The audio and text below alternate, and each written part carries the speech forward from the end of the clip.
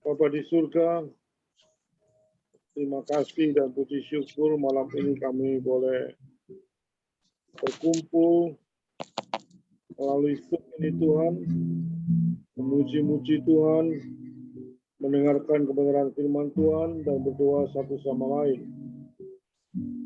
Terima kasih Tuhan bahwa kami diberi kepercayaan oleh Tuhan untuk bisa memberitakan kebenaran firman Tuhan, satu anugerah bagi kami untuk bisa melayani Engkau Tuhan. Karena itu tolonglah hamba-Mu yang hina-hina ini Tuhan dengan kuasa dari Roh Kudus. Pimpin kami untuk bisa memberitakan firman Tuhan dengan benar. Kau menguasai kami lidah bibir hamba-Mu. Sehingga apa yang kami sampaikan adalah kebenaran-kebenaran firman Tuhan yang serius dan sungguh-sungguh betul dari kami. Berkati anak-anak Tuhan yang di sini yang pada saat kebenaran firman diberitakan supaya mereka membuka hati dan pikirannya, menempatkan kebenaran firman Tuhan itu dalam hati dan pikirannya, dan mereka pulang dengan damai sejahtera dari Engkau ya Bapa. Bapa di surga, berfirmanlah pada hamba-Mu dari awal, pertengahan hingga akhir. Engkau yang menguasai semuanya. Di dalam nama Tuhan Yesus, sama berdoa dan saya katakan amin. Saudara, mari kita membuka dalam kitab bagian kitab Kejadian, saudara. Kejadian 6, 9 sampai 22. Saya minta dengan hormat Bu Lydia, mungkin Bu Lydia Lalang bisa membacakan ayat ini. Kejadian 6, 9 sampai 22. Kejadian 6 ayat 9 sampai 22. Riwayat Nuh, saudara. Demikian bunyi firman Tuhan dengan perikop riwayat Nuh. Inilah riwayat Nuh. Nuh adalah seorang yang besar dan tidak bercela di antara orang-orang sejamannya, dan Nuh itu hidup bergaul dengan Allah. Nuh memperanakkan 3 orang laki-laki, Sem, Ham, dan Yafet. Adapun bumi itu telah rusak di hadapan Allah dan penuh dengan kekerasan. Allah menilik bumi itu dan sungguhlah rusak benar, sebab semua manusia menjalankan hidup yang rusak di bumi. Berfirmanlah Allah kepada Nuh, Aku telah memutuskan untuk mengakhiri hidup segala makhluk, sebab bumi telah penuh dengan kekerasan oleh manusia. Jadi aku akan memusnahkan mereka bersama-sama dengan bumi. Buatlah bagimu sebuah bahtera dan kayu gofir, dari kayu gofir. Bahtera itu harus kau buat berpetak-petak dan harus kau tutup dengan pakal dari luar dan dari dalam. Beginilah engkau harus membuat bahtera itu. 300 hasta panjangnya, 50 hasta lebarnya, dan 30 hasta tingginya. Buatlah atap pada bahtera itu dan selesaikanlah bahtera itu sampai sehasta dari atas. Dan pasanglah pintunya pada lambungnya. Buatlah bahtera itu bertingkat bawah, tengah, dan atas. Sebab sesungguhnya aku akan mendatangkan air bah meliputi bumi untuk memusnahkan segala yang hidup dan bernyawa di kolong langit. Segala yang ada di bumi akan mati binasa. Tetapi dengan engkau aku akan mengadakan perjanjianku, dan engkau akan masuk ke dalam bahtera itu. Engkau bersama-sama dengan anak-anakmu dan istrimu, dan istri anak-anakmu. Dan dari segala yang hidup, dari segala makhluk, dari semuanya haruslah engkau bawa 1 pasang ke dalam bahtera itu, supaya terpelihara hidupnya bersama-sama dengan engkau. Jantan dan betina harus kau bawa. Dari segala jenis burung dan dari segala jenis hewan, dari segala jenis binatang melata di bumi, di muka bumi, dari semuanya itu harus datang 1 pasang kepadamu, supaya terpelihara hidupnya. Dan engkau bawalah bagimu segala apa yang dapat dimakan. Kumpulkanlah itu padamu untuk menjadi makanan bagimu dan bagi mereka. Lalu Nuh melakukan semua itu tepat seperti yang diperintahkan Allah kepadanya. Demikianlah dilakukannya.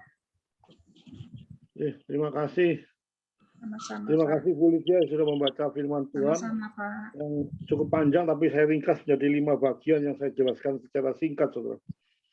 Saudara, sebagai pendahuluan, saudara, seringkali nama kota itu dikait-kaitkan dengan kejadian kota di mana orang itu tinggal. Saudara. Kan segitu toh? Kalau kota ini, terkenal apanya gitu. Kalau saya ngasih kota Paris, pasti saudara berpikir bahwa kota ini penuh dengan mode-mode. Gitu. Demikian juga di Indonesia, itu banyak kota-kota yang mempunyai ciri-ciri khas tertentu. Saudara. Kalau saudara mendengar kota Medan, pasti terpikir, oh duriannya enak. Gitu. Itu pasti itu ada satu ciri khas sendiri-sendiri. Saudara. Kota Lamongan, itu banyak dukunnya. Gitu. Juga kota Lasem itu, mama saya dulu kalau bilang jangan kawin dengan orang Lasem. Itu secara keseluruhan, tidak pribadi, ini kotanya. Orang Lasem itu medit-medit. Gitu. Jangan kawin sama orang Lasem. Kota Manado. Nah, kalau kamu dengar kota Manado, apa yang dalam pikiran benak saudara? Pasti benaknya, oh kota Manado itu sudah tersingkap, wah ceweknya cakep-cakep di sana. Pasti itu. Dan dulu ada guyonan, kalau kepala cabang dulu saya sering bicara sama teman-teman saya, kalau kepala cabang ditaruh di Manado bisa bertahan, oh itu paling hebat imannya. Soalnya beberapa kepala cabang ditaruh di Manado, pulangnya rumah tangganya berantakan semua.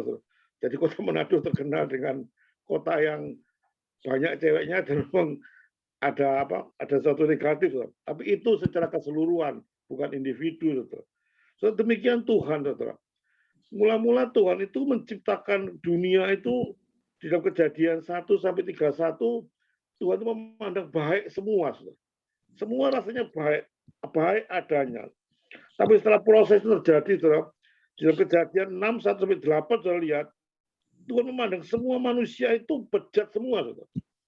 Di dalam Kejadian 1-31, Tuhan memandang mula-mula Tuhan memandang itu diciptakan, dia bilang baik adanya. Semuanya serba baik, rasanya gitu. Tetapi dalam Kejadian 6-1-8, dikatakan semuanya sudah bejat semua. Saudara.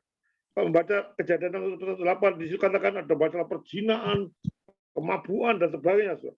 Sehingga makanya Tuhan di dalam Kejadian 6-9-22, dia akan menjatuhkan suatu hukuman terhadap semua orang yang ada di situ dengan air bah. Saudara.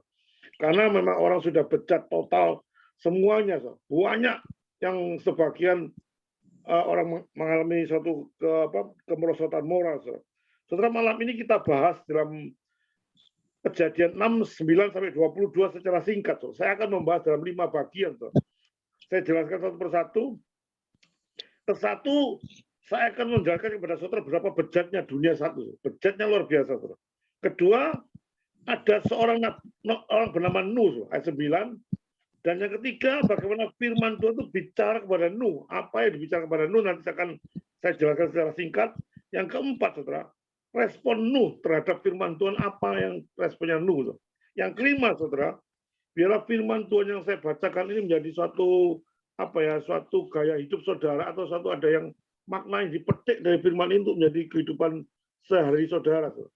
Sehingga saudara menjadi serupa dengan Kristus. Saudara, saudara mari kita bahas satu persatu. Saudara. Bejatnya dunia saat itu.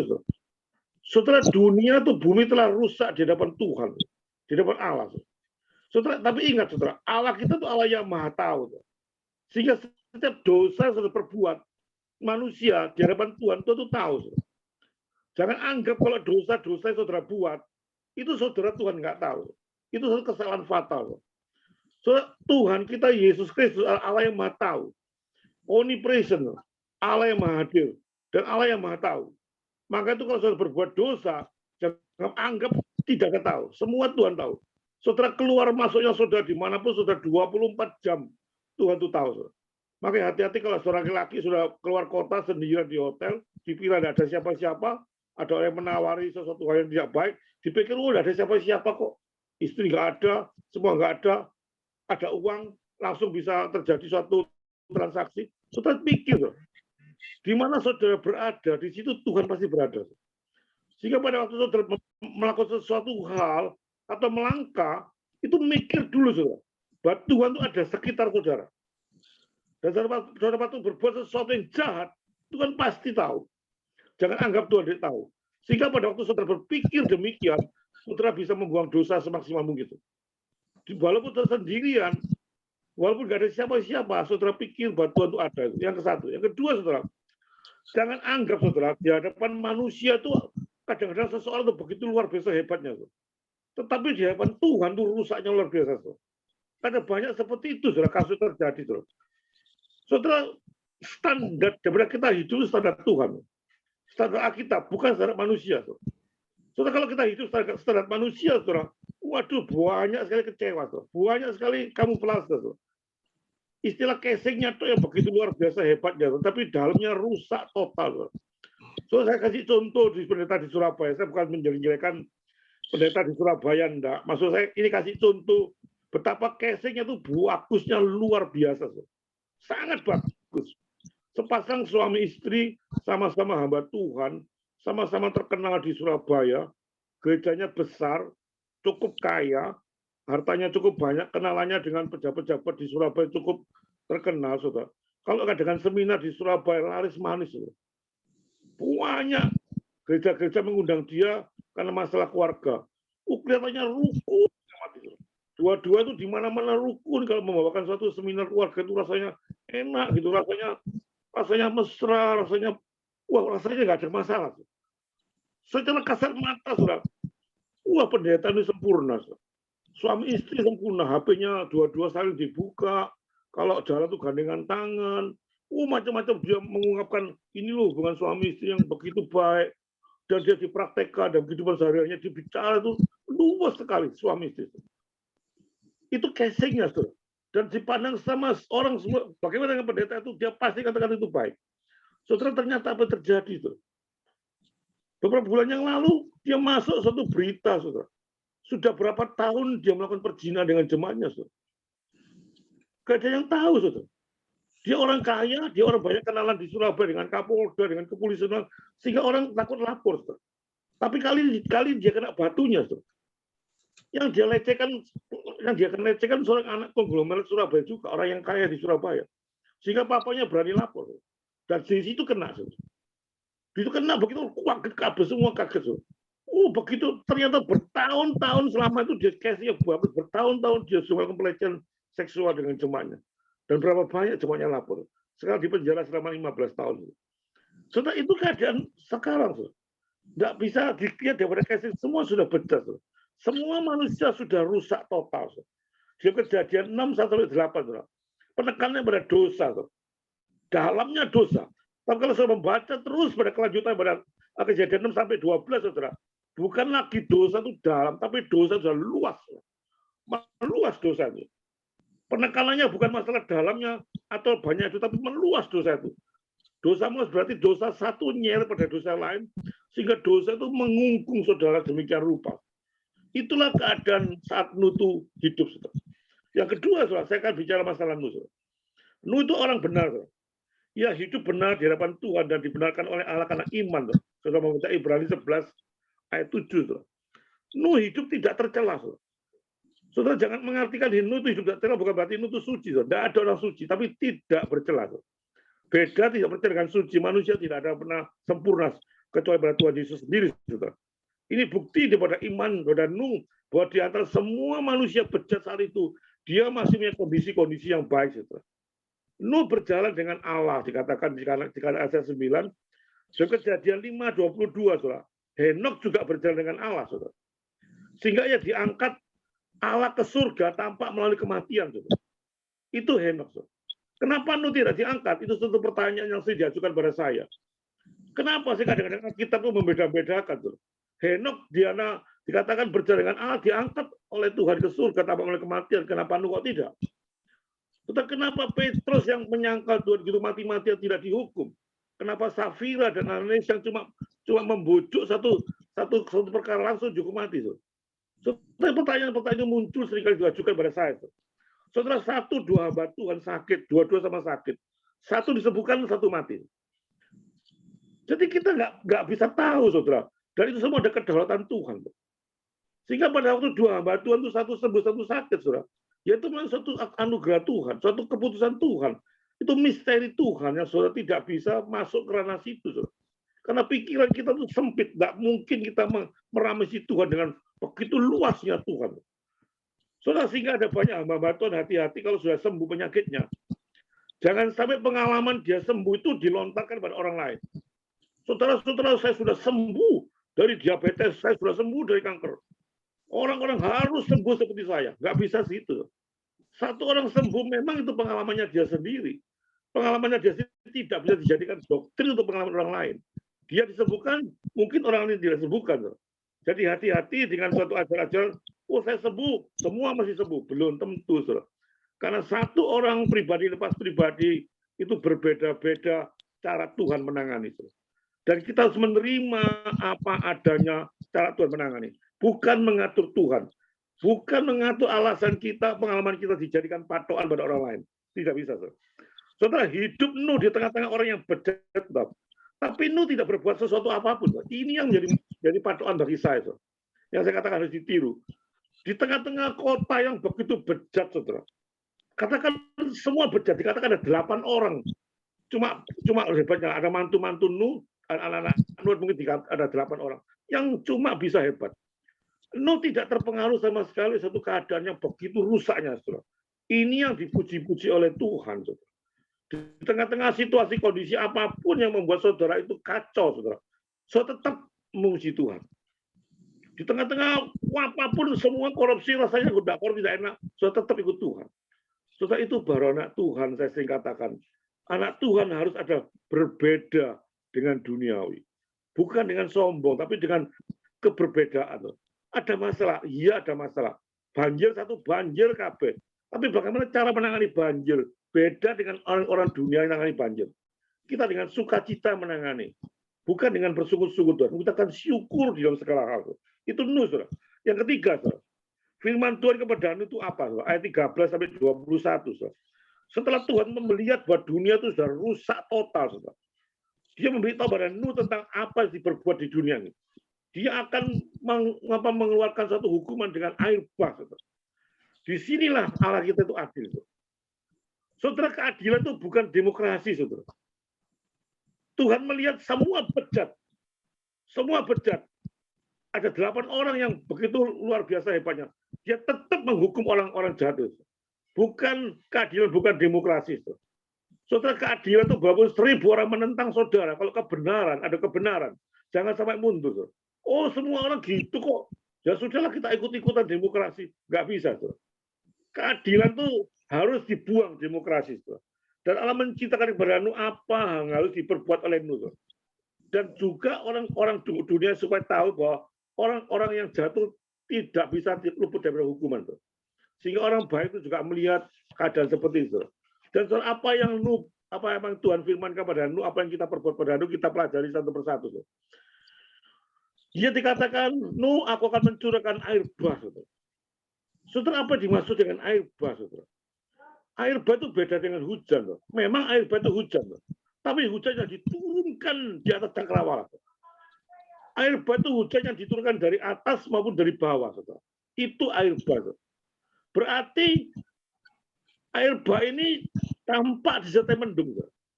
Kalau hujan itu kan disertai mendung dulu, gulung, baru hujan. Tapi kalau air bah ini mendadak, saudara. Tidak ada disertai mendung, tidak disertai apa kejadian alam yang tidak tiba-tiba datang semua itu. Air bah. Itu maksud air bah. Saudara. Dan ayat 14-16 dikatakan perintah untuk Batra. Nuh, saya akan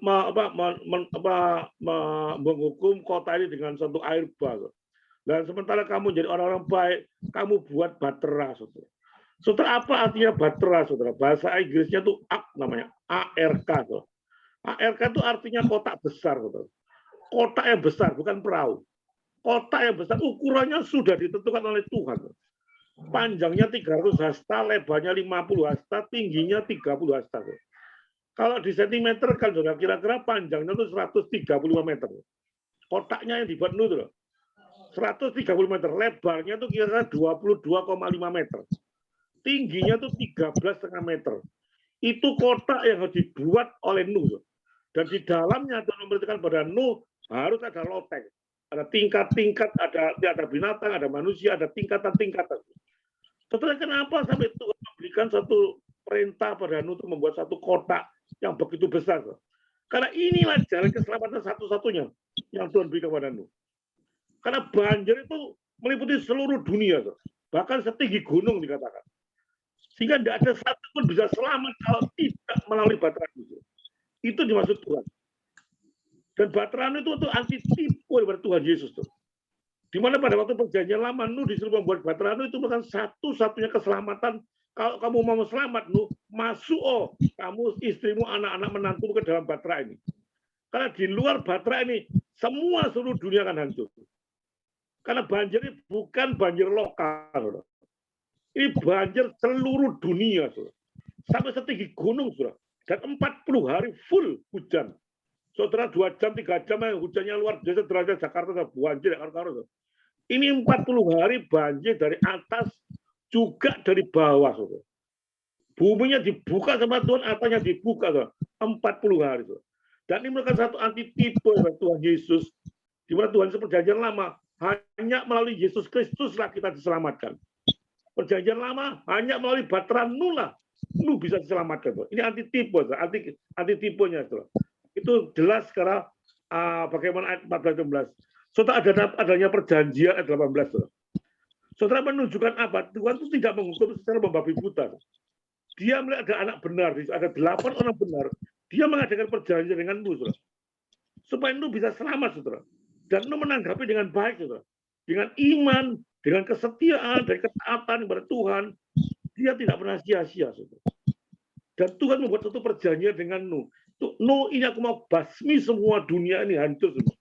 Tapi karena you orang yang setia, orang yang taat, orang yang kuat, saya kasih sebagai paduan, buatlah kotak yang besar ini dan kau masuk, disitulah satu keselamatan. Saudara, perintah untuk bawa binatang ayat 19-20, masing-masing satu pasang. Saudara. Tapi 7 pasang itu pada hewan yang haram, hewan yang tidak haram cuma 7 satu pasang. Saudara. So segala jenis binatang dimasukkan. Saudara. Bawa makanan juga diperintahkan untuk masuk di dalam Batra Nuh. Saudara. Saudara, Nuh itu ada di mana? Di kapal itu begitu 40 hari 40 malam full dia menyediakan makanan dan keluarganya juga binatangnya. Saudara, ini suatu tugas yang luar biasa besar dan beratnya. Saudara. Tapi Nuh lakukan zaman dulu. Saudara. Ingat kalau zaman sekarang saudara menyediakan 8 orang untuk 40 hari ya enak, beli supermarket sudah beres. Saudara. Tapi zaman dulu nggak ada supermarket, nggak ada apa-apa. Sulitnya mati. Dan lagi saudara kebayangkan, saudara, membuat Batra Nuh panjang dan tingginya diperintahkan oleh Tuhan itu hanya dikerjakan oleh 8 orang. 4 perempuan, 4 laki-laki. 8 orang. Saudara bayangkan membuat perahu yang besar itu dikerjakan 8 orang tanpa ada alat. Saudara. Tanpa ada paku, tanpa ada geraji, tanpa ada pasrah, tanpa ada alat apapun. Semua dulu keadaan tradisional. Saudara. Untuk menebang pohon pun untuk jadikan kayu gofir, itu pun dengan cara tradisional. Saudara. Dan sangat dikerjakan 1 tahun 10 hari. Saudara. Pengerjaan perahu itu 1 tahun 10 hari baru sampai, baru selesai. Bayangkan cuma 8 tahun dan belum lagi diejek oleh orang-orang. Mungkin orang sekitarnya, kota sekitar mengejek daripada Nuh. Gila Nuh itu ya. Seperti buku mengatakan orang Kristen suka dianggap gila. Memang betul, saudara. Gila memang orang Kristen tuh. Di tengah-tengah nggak ada apa-apa, nggak ada hujan, bikin kotak kayak gede nih. 8 orang cuma 8 orang ngetok-ngetok dewek 1 tahun 10 hari. Dibikin apa ini? Dibikin orang dunia gendeng Nuh ini. Sudah tapi nggak tahu itu perintah Tuhan. Sudah seringkali kita dianggap gendeng oleh orang-orang sekitarnya, betul. Saudara. Memang itu kenyataannya. Gendeng Pak Lima yang ngelani Tuhan ke desa-desa, ke minggu, kemana-mana. Bu ngelencer Pak Lamari. Punya duit makan yang enak, ngelencer. Sudah tidak pusing-pusing. Sudah gila orang Kristen. Mengadakan sesuatu hal yang kadang-kadang, kok gini? Sampai dikatakan, kok mikir gitu sih? Itu kadang-kadang orang dunia kok gitu. Kok pikirnya sampai kok gitu memperhatikan orang sampai detail-detailnya mengasuh. Jadi gak usah ikut-ikut orang pola mari. Kerja dewek, amal kerja dewek, duit dewek, yang ngelenceng-ngelenceng dewek, kan sudah enak minggu wayani santai, ya sudah kejapat melalui Tuhan. Saudara, secara duniawi itu kita gila. Ya. Tapi kegilaan itu betul-betul secara manusia, kita di hadapan Tuhan. Itu bukan kegilaan, saudara. Itu ketaatan, kesetiaan, saudara. Ketundukan pada Tuhan. Karena orang dunia memikirkan hidup sementara, saudara. Kita anak Tuhan memikirkan setelah kematian itu apa yang terjadi. Itu bedanya kita dengan Tuhan. Itu bedanya kita dengan orang duniawi. 100 tahun, saudara, lama pekerjaan itu. 100 tahun pekerjaan itu dilakukan oleh, bukan 1 tahun, 100 tahun. Nuh bekerja itu 100 tahun. Bukan 100 tahun setelah itu dikatakan. Lama pekerjaan itu 100 tahun, Kejadian 5:32 saya baca sendiri. Nuh itu bekerja 100 tahun, bekerja karpe dewe itu membuat satu perahu. Cuma 4 perempuan dan 4 laki-laki. Bayangkan, susahnya luar biasa. Itu yang ketiga, betapa beratnya perintah Tuhan kepada Nuh. Yang keempat, saudara, bagaimana tanggapan Nuh dengan perintah Tuhan, ayat 22 yang terakhir, saudara, dan juga baca Ibrani 11 ayat 7, saudara. Saudara, Nuh itu taat secara total kepada Tuhan. Dengan iman, saudara. Dia mentaati Tuhan, walaupun secara logika akal nggak masuk akal. Saudara, iman itu bukan what I want, what I need, saudara. Tetapi iman itu bagaimana what God want, saudara. Apa yang Tuhan inginkan, itu iman, saudara. Bukan apa yang aku inginkan, bukan apa yang aku butuhkan. Saudara, apa yang Tuhan inginkan itu iman. Saudara. Itulah kebalikannya pada orang-orang yang seringkali kita melihat, aku hebat kok, aku bisa mengubah Tuhan kok. Ada banyak hamba Tuhan kalau khotbah itu, bagaimana caranya doa yang efektif untuk menerobos Tuhan. Bagaimana caranya Tuhan itu bisa menurut kepada saya dengan doa-doa saya. Saudara, itu satu mubazir. Iman itu bukan mengatur Tuhan. Iman itu Tuhan yang mengatur kita. Dan itu seringkali ada banyak kesalahan dalam hamba Tuhan. Seolah dia bergerak itu untuk mengubah Tuhan. Tuhan tidak bisa diubah. Iman itu apa yang Tuhan inginkan pada saudara, itu bukan iman. Walaupun tidak ada dasar. Tidak ada dasar itu taat. Tapi kalau Tuhan sudah perintahkan, saudara menjadi orang taat. Dan Nuh adalah taat langsung. Taat total dan taat terus. Sampai mati dia taat pada Tuhan. Saudara, itulah sebetulnya hamba Tuhan. Taat langsung ada perintah Tuhan, bukan untuk diperdebatkan, tapi itu dilakukan. Taat total. Total berarti bukan setengah-setengah. Seluruh hidupnya adalah untuk Tuhan. Jangan tanggung-tanggung jadi orang Kristen. Jangan suam-suam kuku. Ya atau tidak. Panas atau dingin. Jangan mengatur-ngatur Tuhan. Ini kesalahan banyak hamba Tuhan yang seringkali saya tidak bosan-bosannya menegur. Kesalahan hamba Tuhan bagaimana dia mengatur Tuhan sedemikian rupa seolah Tuhan menurut juga dia sendiri. Seolah menjadi orang-orang masuk pada dia memuji-muji pendeta itu, rasanya semua ditumpah. Bagaimana Pak caranya Tuhan tuh bisa bagaimana cara kita bisa mengalami kesuksesan? Bagaimana Pak cara kita bisa sembuh dengan baik? Bagaimana cara jika ada terobosan ini itu? Setelah secara logika akal kita anggap Tuhan itu apa, saudara? Kalau kita menjadi Tuhan yang sejati, yang sungguh-sungguh serius, Tuhan apapun yang Tuhan berikan pada aku, tidak peduli apapun, kita terima dengan ucapan syukur. Kita terima, kita taat pada Tuhan dengan secara total. Dan kita terus harus taat sampai mati, sampai tekun terus sampai mati. Kita ikut Tuhan. Di tengah-tengah kesulitan apapun, saudara, tetap ikut Tuhan. Di tengah-tengah saudara sakit pun beratnya luar biasa, tetap ikut Tuhan. Tadi saya anukan jemaat agak telat sedikit masuk di Zoom itu, saya ada pimpin Zoom, jemaat saya jemaat istrinya Pak Nardi itu meninggal dunia karena kondisinya parah di lambungnya. Di tengah-tengah situasi kondisi itu pun tetap dia ikut Tuhan. Nggak mundur. Tuh. Itu anak Tuhan. Tuh. Nggak pernah mengeluh dia. Nggak pernah merasakan, aduh Tuhan, ya apa nggak disembuhkan, ya apa nggak diginikan. Dia tetap ucap syukur, nggak apa-apa.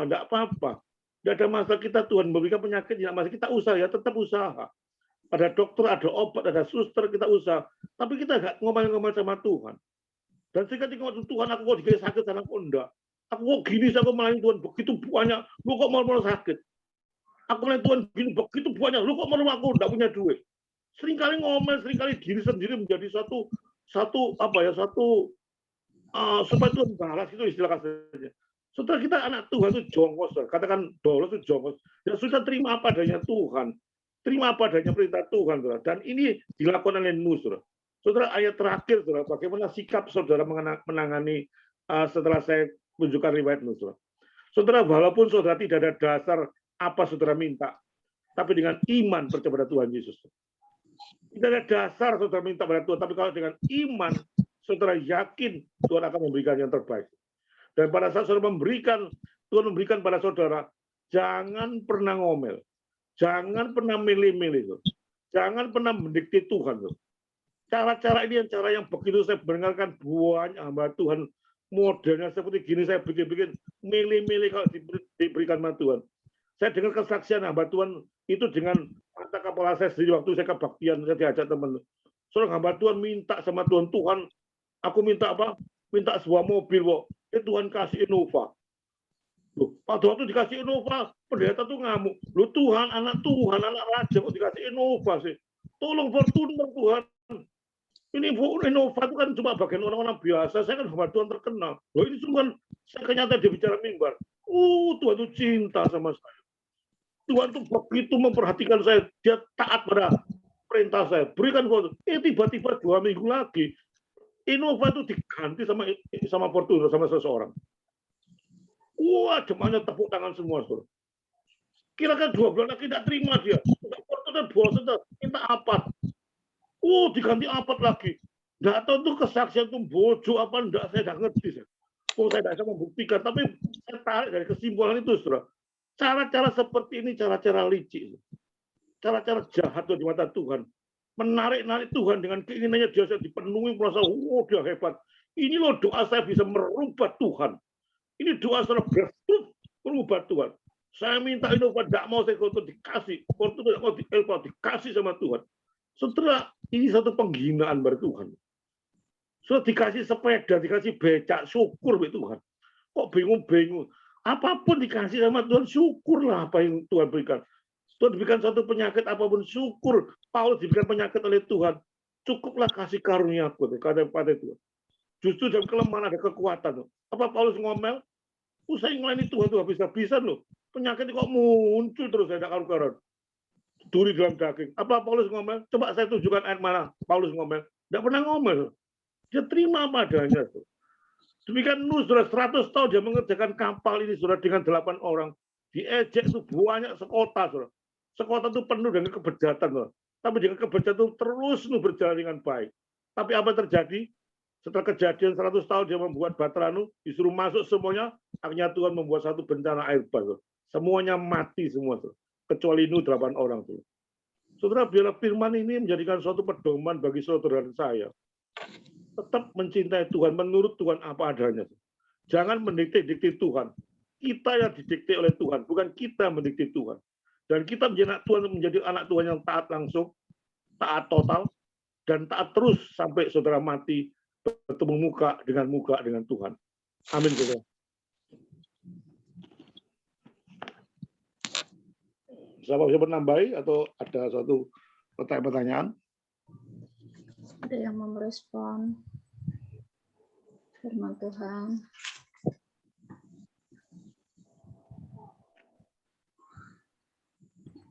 Pak Jenny, barangkali ada yang mau ditanyakan.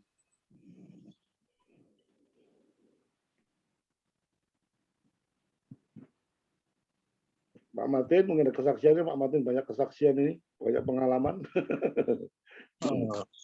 Sedikit saya tambahkan sedikit bahwa malam ini apa yang disampaikan oleh Pak Leman ini berkisar tentang kehidupan manusia ya, yang di hadapan Allah rusak sama sekali watak, tabiat, dan kehidupannya.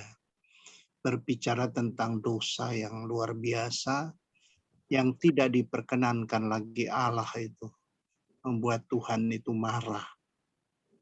Sisi penglihatan di sini bahwa sudah tidak ada keindahan dan ketaatan manusia terhadap takut akan Tuhan.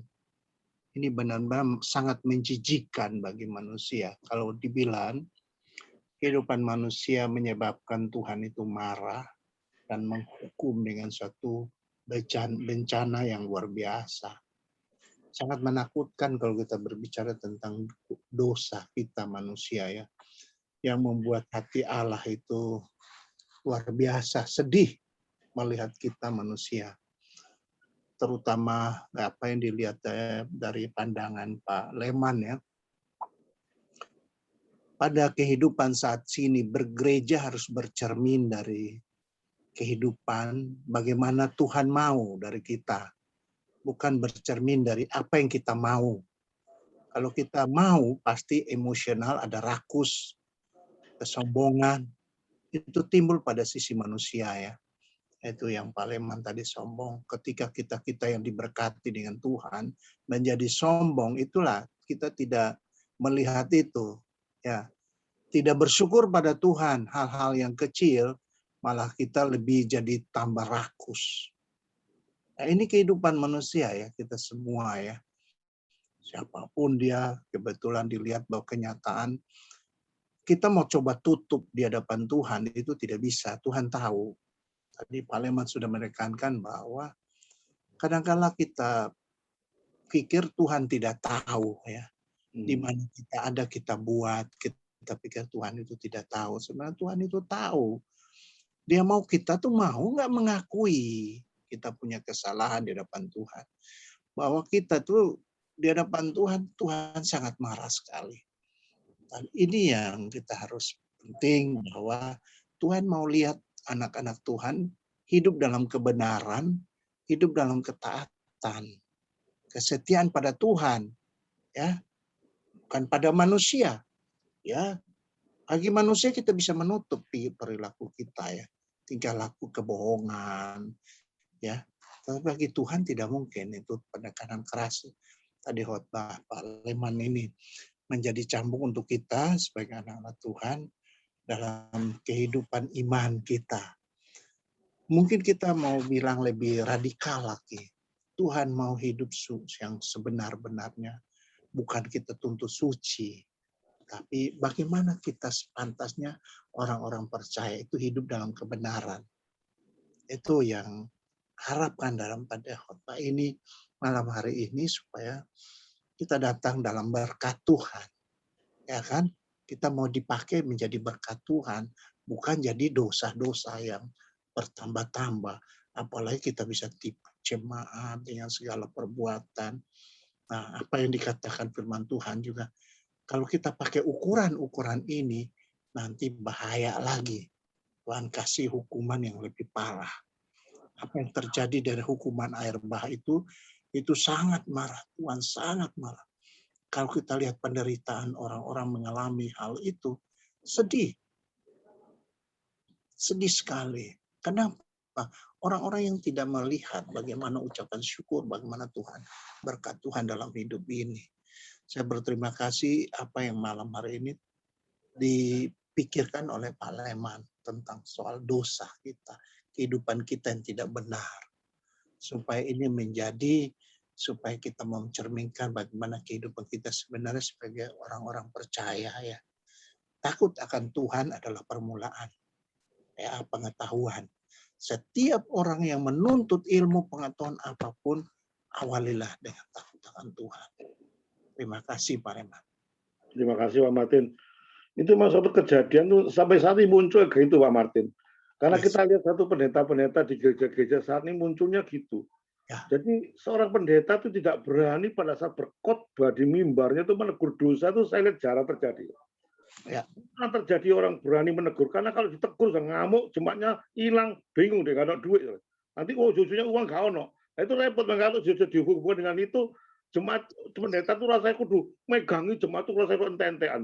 Jadi takut nanti, waduh banyak gereja lain kok sana enak-enak, kok banyak enak tidur enak, dengarkan berkat-berkat enak, semuanya serba sukacita, damai sejahtera, semuanya lancar, enak-enak. Begitu ditegur tuh orang ngomong, aduh kok ditegur gini Pak Liman kurang ngajarin negur-negur nggak karuan. Melayu kadang-kadang.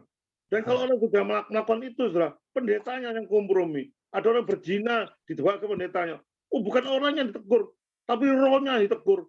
Roh perzinaan keluar dari tubuhmu. Ngapain itu kan zina orang yang kurang ajar kok orang ditegur. Setan gak melok-melok setan ditegur. Setan berzina keluar. Lalu pendeta gendeng. Orang yang berzina, orang yang ngaploki nyonyanya, orang yang bukan orang yang ditegur malah rohnya diusir-usir. Tetapi ini terjadi banyak, bukan saya ini fitnah, bukan saya ini membojok, itu satu kenyataan, Pak. Sehingga ada banyak orang-orang tuh makanan-makanan tuh empuk-empuk, sehingga ada satu kejadian yang begitu sulit, kaget Pak dia. Kaget ya, lu kok gini ya? Saya kok gini ya? Itu tidak dipersiapkan oleh hamba Tuhan. Lebih baik saya mempersiapkan hati-hati Bu Pungki ya. Hati-hati. Jangan sampai jatuh. Kalau jatuh kamu gini. Tuhan tuh marah, Tuhan tuh bisa murka. Lebih baik, nggak apa-apa Bu Pungki, nggak apa-apa. Video sana nggak masalah. Oh tiba-tiba amblas. Apa lebih baik mana? Yang memang secara logika manusia, memang enak pendeta yang suka nggak menegur-negur. Tapi pendeta negur-negur itu nggak payu. Saya pun nggak payu. Saya 1-2 kali khotbah di gereja, 3 kali nggak dipanggil lagi, itu banyak kejadian seperti itu. Saya nggak tahan kelasnya Pak Liman. Tapi saya suruh ngelendek, nggak mungkin saya ngelendek. Saya juga nggak cari uang dari gereja, itu kelebihan saya. Saya nggak masuk pada struktur gereja. Sehingga saya kalau ngomong apa, omonganku ya sudah keluar, tidak mau undang, ya Kak Paten nggak diundang. Aku gitu, prinsipnya gitu loh. Ada 1-2 gereja tuh banyak Pak di Surabaya. 1-2 gereja bagus. Begitu cukur kena pendetanya. Waduh, muntah sing ngamati itu. Pendeta tuh kok dicekur-cekur saya. Waduh, dulu kan pernah saya cerita tuh ada pendeta masuk aja sekretarisnya masuk bawa tas. Waduh, di laden ngamuk, saya tak sikat mimbar. Pendeta macam apa tuh? Pendeta tuh bukan dilayani tapi melayani. Ngamuk pendetanya. Saya nggak direkrut, nggak dikasih makan, nggak diterno, ya sudah saya pulang sendirian. Nggak diundang lagi. Saya sering kali terjadi seperti itu, Pak. Itu banyak. Tapi saya suruh ngelendak khotbah pelan-pelan, santai-santai. Nggak bisa, memang karakter saya gitu. Kalau saya suruh gitu-gitu bukan Pak Liman. Ya kalau undang saya, ya sekarang saya nggak payu, nggak paten. Aku nggak makan dari gereja kok. Saya cuma apa sih? Salah nggak apa-apa. Itu Pak Martin. Kesalahan Pak Martin takut. Saya tambah sedikit. Takut sama uang, Pak.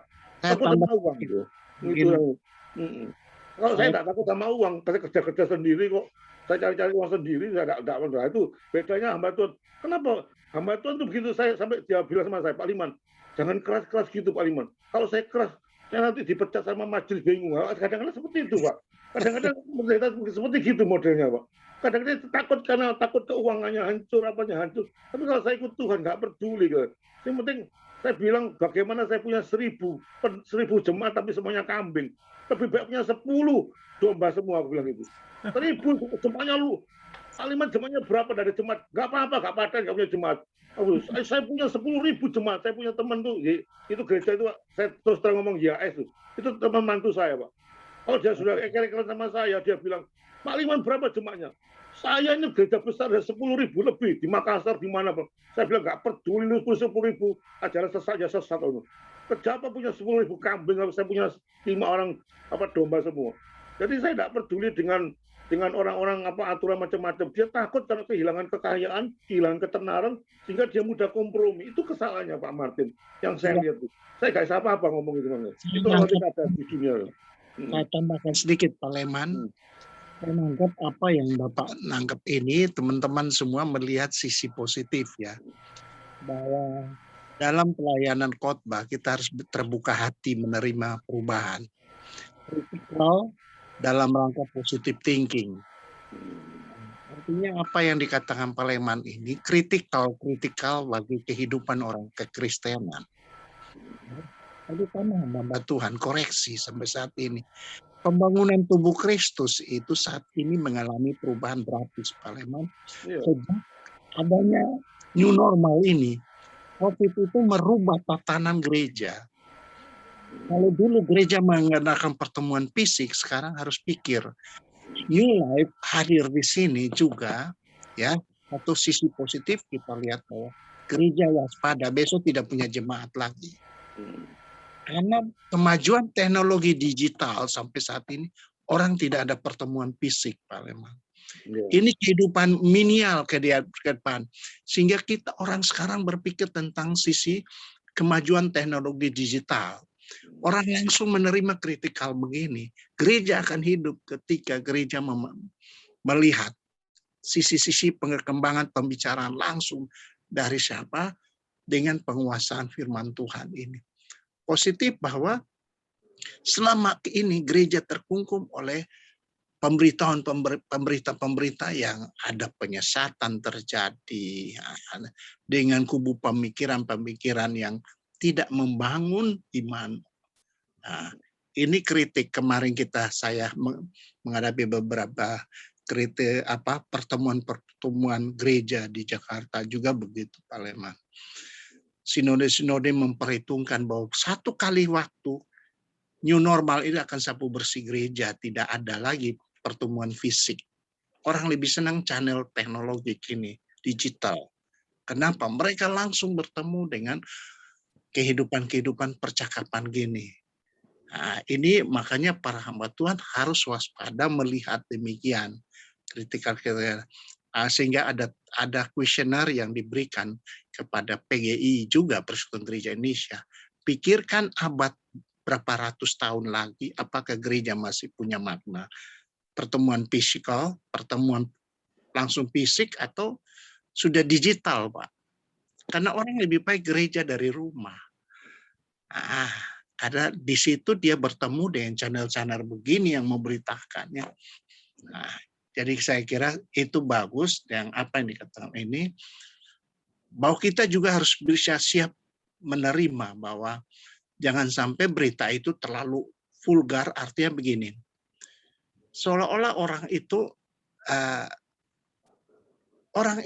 kenapa ya tidak mau merubah sikap dia ketika ditegur dengan sistem ini, sehingga pikiran dia negatif aja. Kalau orang menyampaikan kebenaran dia benci. Nah, kan gitu. Kebenaran ini yang harus dirubah. Bagaimana generasi kita ke depan kalau mau jujur, ya kan? Kalau tidak mau menerima kritikal gini. Kita mau didik di mana? Ruang lingkup gereja, jangan tembok-tembok membatasi. Makanya kita tidak beritakan untuk ini, tetapi kita percaya Tuhan punya kuasa. Jadi bukan soal jemaat, soal apa. Itu nanti terbawa arus, Pak. Terima kasih, Pak. Ya, terima kasih. Sama. Ada lagi yang mau saksi? Bungki? Mulia? Bungki, banyak pengalamannya juga ini. Ya, shalom. Terima Halo. kasih untuk kesempatannya. Tadi disinggung oleh Pak Leman mengenai mobil Innova ya Pak. Innova diganti. Waktu itu kalau nggak salah, siapa ya? Ada seorang hamba Tuhan bilang gini, kalau kamu pengen sebagai hamba Tuhan, pengen punya mobil yang keren, berdoa parkir aja di tempat mobil yang keren, jajarin aja di situ. Jadi ini secara iman, maksudnya nggak usah ngotot gitu. Tapi memang ya, ini maaf bukannya mengkritik. Tapi kalau kita pelajari makin banyak YouTube yang kita dengar, makin banyak channel-channel seperti ini, memang bagus. Tapi ada juga yang aneh-aneh. Yeah. Menganggap bahwa saya ini seorang pengkhotbah. Saya ini seorang pembicara. Yeah. Sehingga apa yang saya sampaikan ini, dia pikir orang akan menganggap bahwa saya berbicara, saya hebat. Ternyata kalau disimpulkan, ternyata kenyataannya banyak orang yang dengan melalui channel ini adalah merupakan orang yang mencari panggung. Nah, ini yang kita harus sadari sebagai hamba Tuhan ya. Jangan sampai kita tertipu dirinya sendiri. Atau seperti tadi yang disampaikan Pak Liman tadi, jadi modus. Banyak kan hamba-hamba Tuhan yang modus. Iya. Misalnya, saya sebagai pendeta misalnya. Apakah saya seorang majikan? Minta fortune, minta segala macam merek-merek mobil yang keren-keren. Banyak sekali. Siapa saya?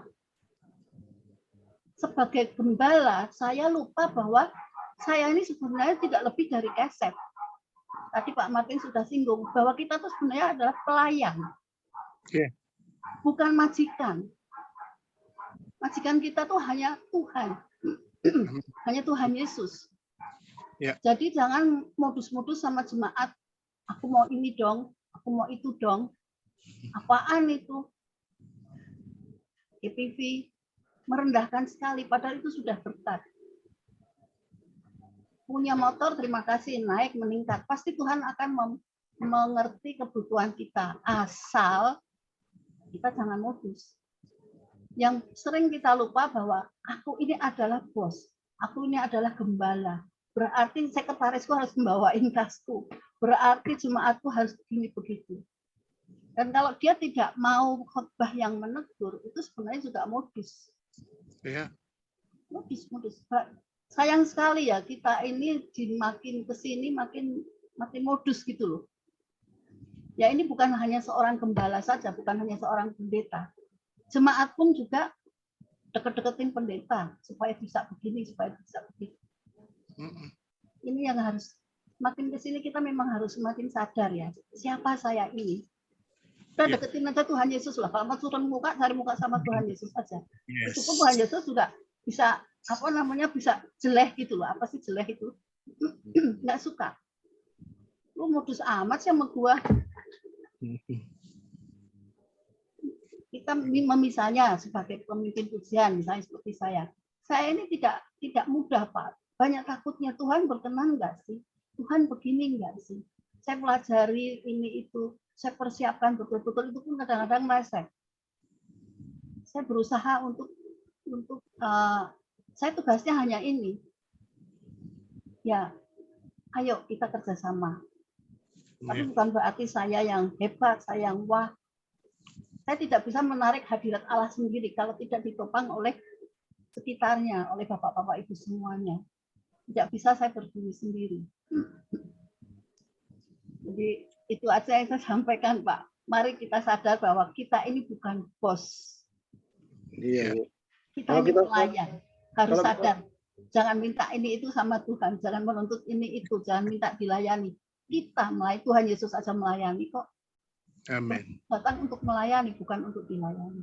Yes. Itu saja, Pak. Terima kasih. Ini coba kita berpikir gitu baik, Bu. Buat kita sebagai orang tua duniawi aja. Katakan saya sebagai orang tua nih. Pada waktu anak saya SD, saya tahu kebutuhannya apa, Bu. Ya. Itu pasti saya berikan cuma sepeda.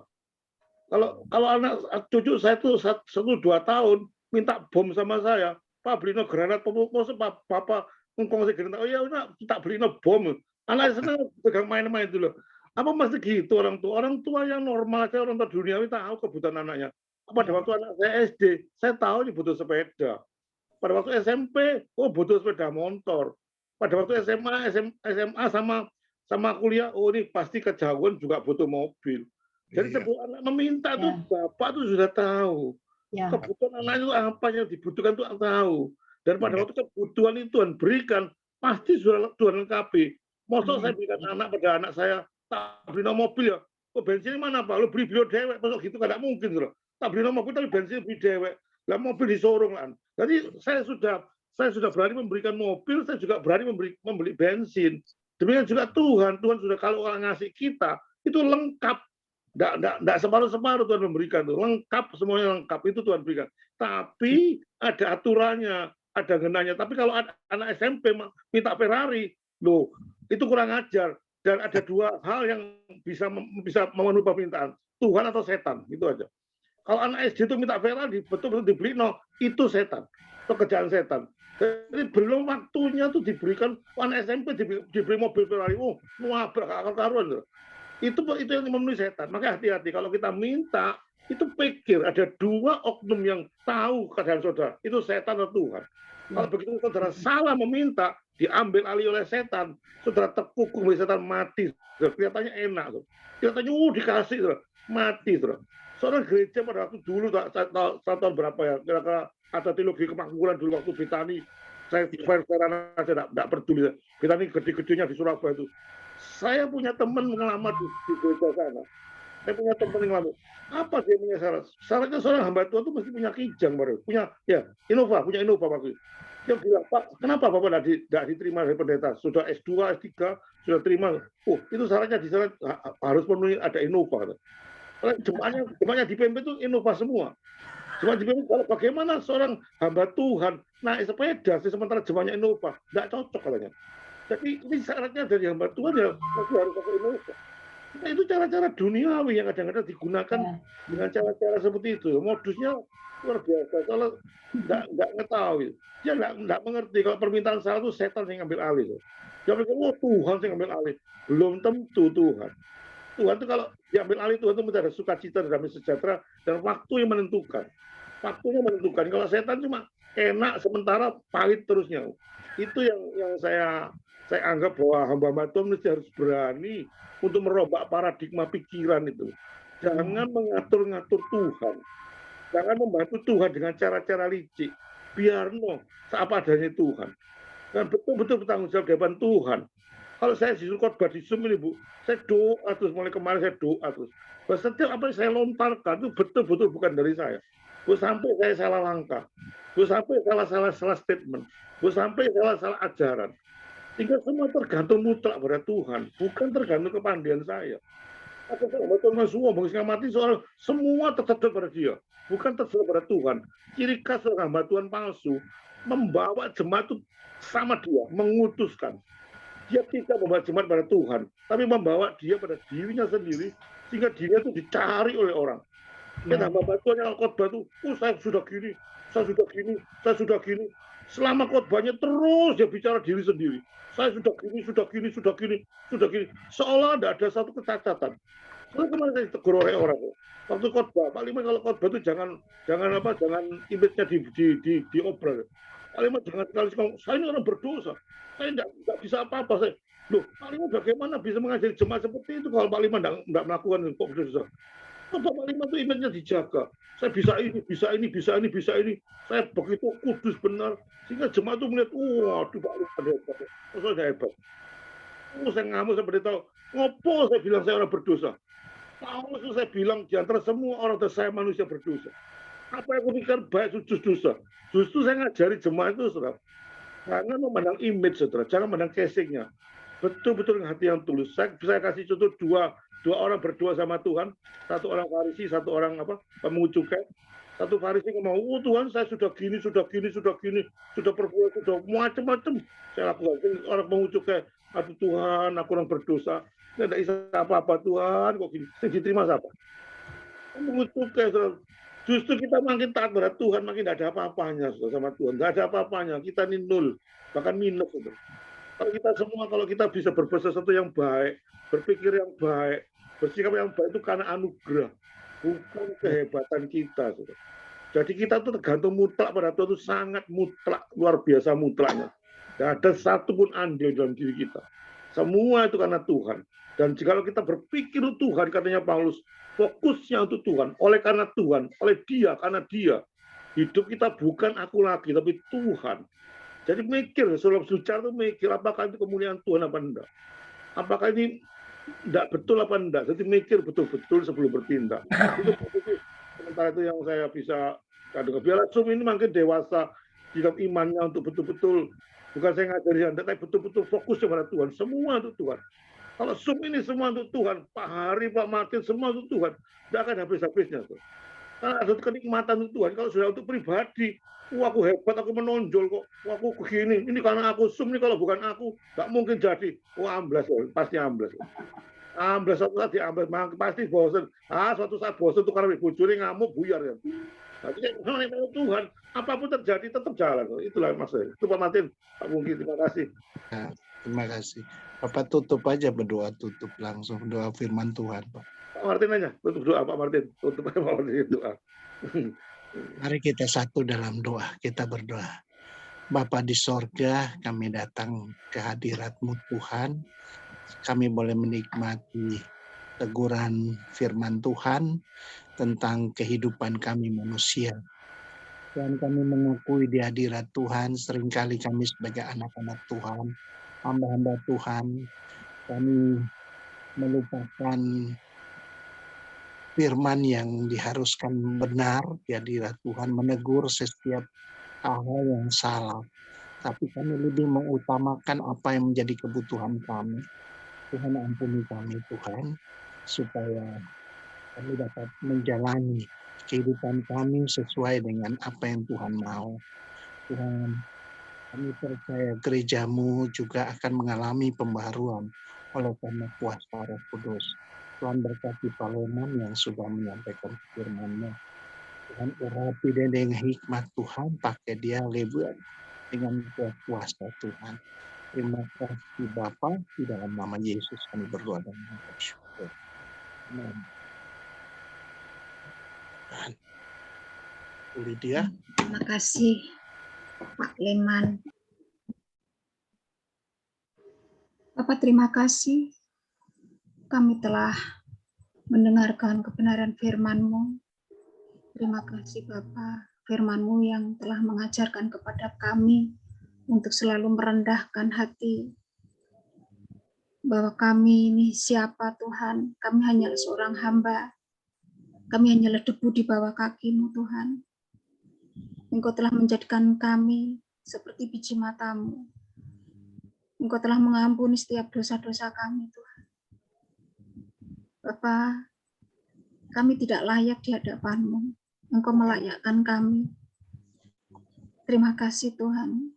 Ajarkan kepada kami untuk tetap mengandalkan kekuatan yang daripada Tuhan. Terima kasih untuk hamba-Mu yang sudah menyampaikan firman-Mu, Bapa. Kami mohon kiranya Tuhan memberkati beliau, memberkati pelayanan beliau, dan juga memberkati kehidupan, baik secara pribadi, rumah tangga, anak-anak dan cucu, serta istri kekasih Bapa. Kiranya Tuhan, jangan Engkau meninggalkan beliau,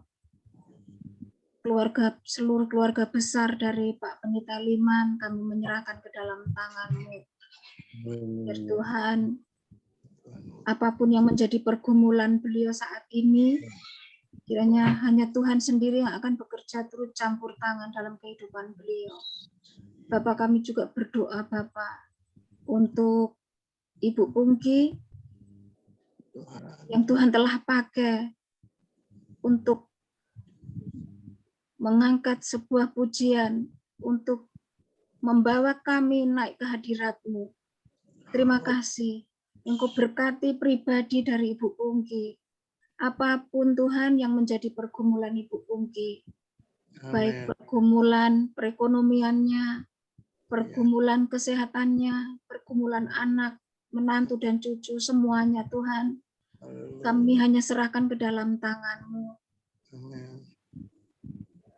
Semuanya Tuhan, apapun kesehatan Ibu Pungki juga kami serahkan ke dalam tangan-Mu.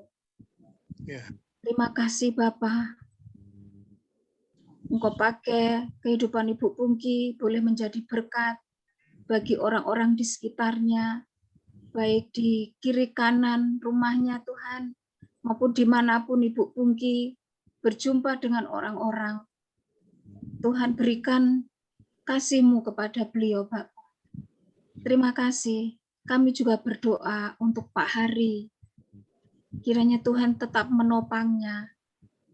Di tengah-tengah pergumulannya, dengan sakit penyakitnya Tuhan, kami mohon kepadamu, janganlah Engkau tinggalkan Pak Hari. Kiranya Tuhan menjamahnya, memberikan mujizat-Mu kepadanya Bapa. Dan saat ini Pak Hari juga sedang menantikan hari menjelang operasinya. Kiranya Tuhan sendiri yang akan mendahuluinya, Tuhan yang akan menuntun tangan-tangan dokter, para perawat, bahkan obat-obatan yang dipergunakan nanti Tuhan, semuanya boleh menjadi sarana kepanjangan tangan Tuhan untuk menjadi kesembuhan bagi Pak Hari. Kami juga berdoa untuk anak-anaknya di dalam pertumbuhannya, di dalam pendidikannya Tuhan. Kami serahkan ke dalam tangan-Mu. Baik anak-anaknya yang saat ini tidak ada bersama-sama dengan beliau. Kiranya Tuhan juga tetap memberkatinya. Engkau kembalikan kedua anaknya Tuhan kepada Pak Hari, sehingga sukacita boleh melingkupi di kehidupan Pak Hari. Kami juga berdoa untuk rumah tangga Pak Hari, baik istri dan orang tuanya. Kami menyerahkan semuanya ke dalam tangan-Mu. Biarlah otoritas Tuhan sendiri yang akan bekerja turut campur tangan di dalam kehidupan Pak Hari sekeluarga. Kami juga memohon, kami berdoa untuk Pak Martin. Tuhan juga memberkati kesehatannya. Tuhan juga memberkati pergumulan baik secara pribadi, pergumulan karirnya Tuhan. Apapun yang saat ini Pak Martin kerjakan, Tuhan sendiri yang akan membuatnya berhasil. Kami juga memohon kepadamu, kiranya Tuhan sudi memberkati anak-anak, menantu, dan cucu, serta istri yang tidak ada bersama-sama dengan beliau Bapa. Kiranya Tuhan tetap melindungi mereka semuanya. Tuhan tetap memberkati mereka semuanya. Semua dan semuanya Tuhan, kami hanya menyerahkan ke dalam tangan Tuhan. Kami saat ini juga berdoa Tuhan untuk Opa dari Christian yang hari Senin akan melakukan operasi prostat Bapak. Oh Tuhan, Tuhan yang akan bekerja turut campur tangan Roh Allah turun. menolong orang tua ini ya Bapak. Kami hanya bisa mengandalkan campur tangan Tuhan. Kami memohon pertolongan Tuhan. Kiranya Tuhan tidak pernah meninggalkan Opa dari saudara Christian Bapak. Amin. Apapun yang menjadi pergumulan orang tua kekasih, Tuhan sendiri yang akan memberkatinya.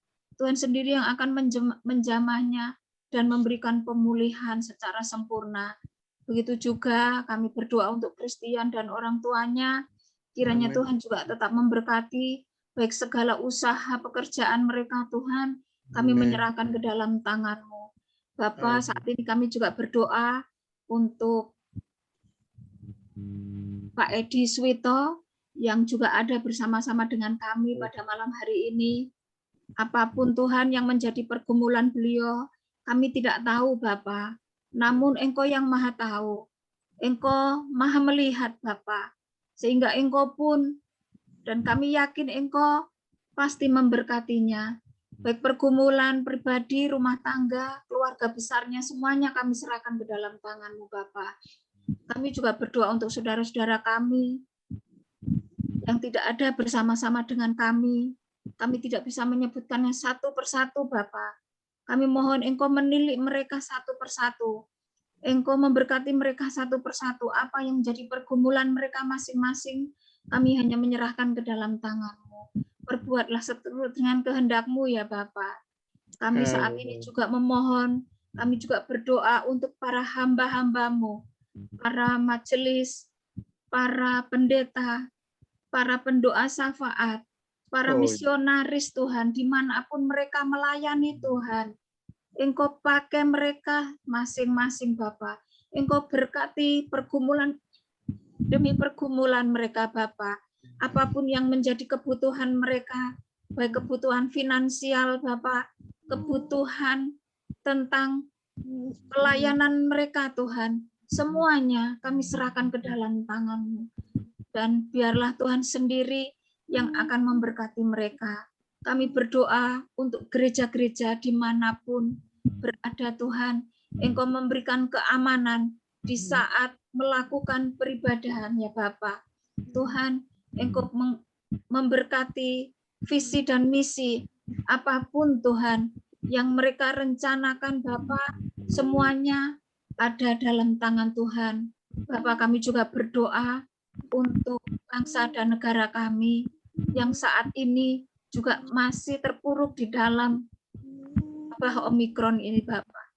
Kami mohon kepadamu, mungkin ini suatu teguran buat kami Tuhan, agar kami tetap mengandalkan Tuhan, agar kami tidak menyombongkan diri Bapak. Kami mohon kepadamu kiranya terjadi pertobatan massal atas bangsa dan negara kami. Kiranya Tuhan menopang bangsa dan negara kami, sehingga perekonomian boleh kembali normal seperti sedia kala Bapak. Kami berdoa untuk pemerintahan yang dipimpin oleh Presiden kami Bapak Jokowi bersama wakilnya. Tuhan kiranya memberikan hikmat kepada mereka, agar mereka boleh menjalankan kewajiban mereka untuk menjalankan, memberi keamanan, kedamaian di dalam bangsa ini, agar mereka menjalankan tugas dan kewajiban mereka, takut akan Engkau ya Bapa. Terima kasih Bapa. Kami juga berdoa untuk aparat yang lain, mulai dari tingkat yang pusat sampai terendah sekalipun Tuhan, kiranya Tuhan juga memberkati mereka masing-masing. Terima kasih Bapa. Kami juga berdoa Tuhan untuk kedua bangsa Rusia dan Ukraina yang saat ini sedang bertiga Bapa. Kiranya Tuhan menjamah para pemimpin kedua bangsa ini, sehingga mereka boleh berdamai kembali, dan apapun yang akan menjadi dampaknya Tuhan, kami menyerahkan ke dalam tangan-Mu. Tuhan sendiri ya Tuhan yang akan campur tangan, Tuhan sendiri yang akan memberikan kedamaian untuk bangsa-bangsa yang ada di dunia ini Bapak. Terima kasih Bapak. kami malam ini menyerahkan kehidupan kami hanya ke dalam tangan-Mu Bapa. Biarlah Tuhan sendiri yang akan melindungi kami pada malam hari ini di dalam peristirahatan kami Bapa. Semua dan semuanya Tuhan kami serahkan ke dalam tangan-Mu Bapa. Lindungi kami masing-masing Bapa. Lindungi kota-kota kami dimanapun kami berada bertempat tinggal Bapa. Biarlah Tuhan pribadi kami lepas pribadi kami hanya menyerahkan ke dalam tangan-Mu Bapa. Terima kasih Tuhan, terima kasih. Banyak permohonan yang ingin kami sampaikan kepadamu Tuhan. Kami manusia lemah dan Engkaulah yang maha tahu Tuhan apa yang menjadi pergumulan kami masing-masing.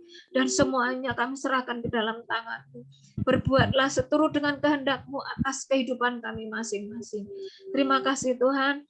Dan doa kami inilah Tuhan yang jauh dari sempurna. Kami hanya panjatkan kehadirat-Mu. Dan Tuhan sendiri yang akan menyempurnakan doa-doa ini sesuai yang Engkau ajarkan kepada kami bersama-sama. Bapa kami yang di surga, dimuliakanlah nama-Mu, datanglah kerajaan-Mu, jadilah kehendak-Mu di bumi seperti di surga.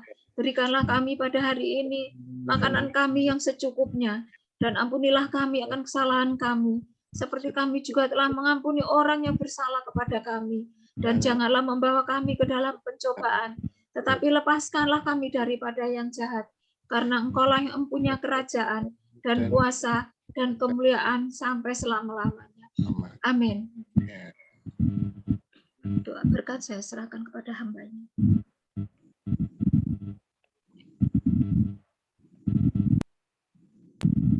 Mari kita pulang dengan damai sejahtera dari Tuhan.